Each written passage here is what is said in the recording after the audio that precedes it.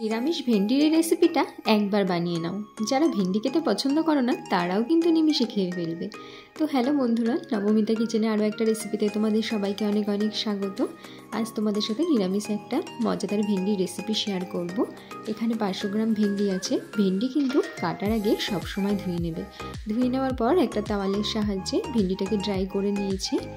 এখন ঠিক এভাবে কেটে নিচ্ছি।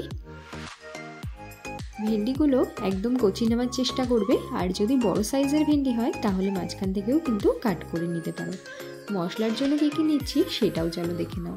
এখানে আছে 2 চামচ পোস্ত, 1 চামচ কালো সর্ষে আর কয়েকটা কাজু বাদাম। মশলাটাকে একটু ভিজিয়ে রাখবো। ম্যারিনেট করার জন্য দিয়ে দেবো 1 চামচ করে হলুদ, নুন, লাল লঙ্কার গুঁড়ো, 1/2 চামচ গোলমরিচের গুঁড়ো আর 2 চামচ বেসন। এভাবে মেখে ভেন্ডি যদি একবার ফ্রাই করে নাও, ভেন্ডিটা কিন্তু খুব ক্রিস্পি হবে, একটা আলাদা রকম স্বাদ আসে। তোমরা কিন্তু একবার এভাবে ট্রাই করে দেখতে পারো।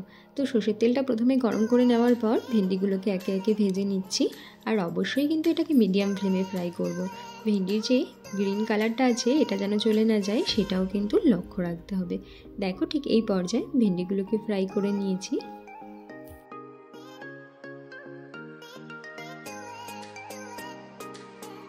ভেন্ডি ভাজা তেলেই কিন্তু সম্পূর্ণ রান্নাটা করব, সেই হিসেবে প্রথমেই তেলটা একটু বেশি পরিমাণে দিয়ে নিয়েছি। ফোড়নের জন্য 1 চামচ কালো জিরে ব্যবহার করেছি। এখন একটা গোটা টমেটো অ্যাড করে দেওয়ার পর সামান্য নুন দিয়ে দিয়েছি। টমেটোটা গলে এসেছে। সর্ষে পোস্ত যে পেস্টটা রেডি করেছিলাম সেটা অ্যাড করে দিয়ে মশলাটাকে খুব ভালো করে কষিয়ে নেব। মশলাটাকে কন্টিনিউ নাড়তে থাকবো, যেহেতু এর ভেতর কাজু বাদাম ব্যবহার করেছি, মশলাটা যাতে লেগে না যায়। তো এখন 1 চামচ হলুদ আর 1 চামচ লাল লঙ্কার গুঁড়ো অ্যাড করে দিলাম। আরও খানিকক্ষণ মশলাটাকে ভালোভাবে কষিয়ে নিতে হবে। এই পর্যায়ে মশলাটা ছিটতে পারে, তো গ্যাসের ফ্লেমটা তোমরা একটু কমিয়ে নিতে পারো। দেখো মশলাটা থেকে কিন্তু তেল ছেড়ে দিয়েছে, মানে মশলাটা একদম রেডি। এখন পরিমাণ মতো জল অ্যাড করে দিলাম।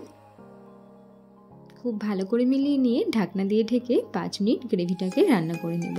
5 মিনিট পর ভেজে রাখা ভেন্ডিগুলো গ্রেভির ভেতর অ্যাড করে দিয়ে ভালোভাবে মিশিয়ে নেব। এই পর্যায়ে কিন্তু গ্যাসের ফ্লেমটাকে মিডিয়ামে রাখতে হবে, তা না হলে ভেন্ডিগুলো ওভারকুক হয়ে যাবে, একদমই ভালো লাগবে না সেটা। এখন ঢাকনা দিয়ে আবারও ঢেকে দেব 2 মিনিটের জন্য। জাস্ট 2 মিনিট মশলাগুলো ভেন্ডির ভেতর যাতে ঢুকে যেতে পারে। 2 মিনিট পর কিন্তু আমাদের ভেন্ডির রেসিপি তৈরি হয়ে গেছে।